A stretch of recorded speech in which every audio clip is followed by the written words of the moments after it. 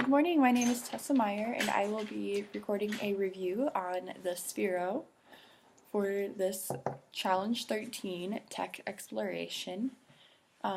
So I will kind of give you an overview of the cost, the access, affordances of it, challenges of it, and how I would personally use it in my classroom. So for the cost of it, it costs about $100 just for the ball, and then you also need an iPad and the app for it. You can't do anything with it if you don't have the app. If you want any of the fun things that kind of make it a little bit more interesting, it'll cost a little bit more.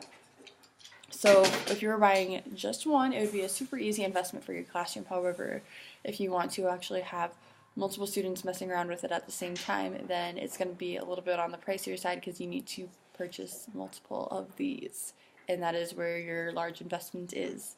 And also you need the iPads to go with it, so if you don't have iPads, then you need to invest in those, and that just makes it a little pricier overall. But otherwise, just for initial experimentation with coding and controlling electronic devices, robots, or whatever, it is a good introduction to it.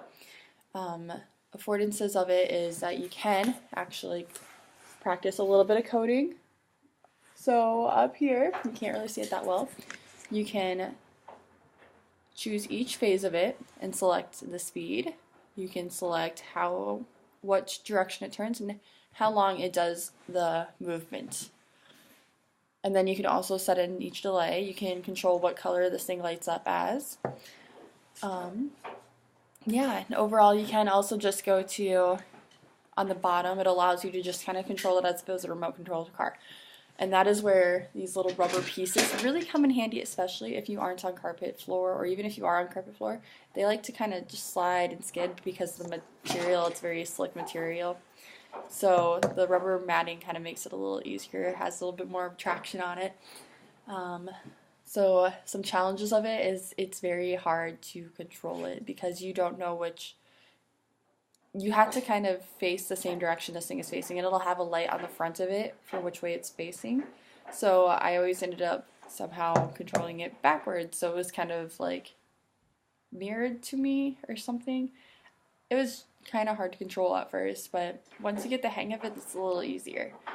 Ideas of how I would personally use this in my classroom. I would maybe introduce coding a little bit. I will be teaching high school ag, so by the time I'm teaching, most kids will have been starting to code already. By the time I'm like in my third year of teaching, most of those kids probably had experience with coding in elementary, middle school, somewhere along the lines. But if they haven't, or if they want to practice that a little bit more, I can go over coding a little bit because that is something that everybody will be using in the future. And I could also utilize this as practice for driving drones. Drones are very expensive pieces of equipment, and you don't want to make them break, you don't want to drop them, you don't want to mess them up once they're in the air.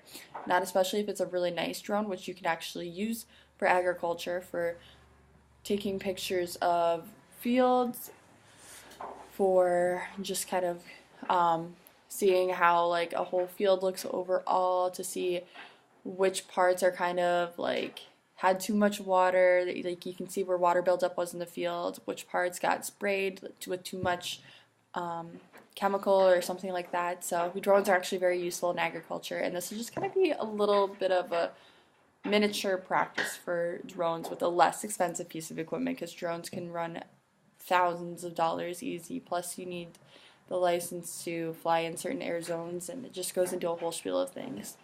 So overall, I actually like the idea of the Sphero, but I definitely think it could use some improvements in the battery life, because you can't really do a lot with it right now because it dies very quickly. The connection, it was very hard to get it connected to the iPad. The Bluetooth is just not having it, which I don't know if maybe that's just because the battery life was not having it.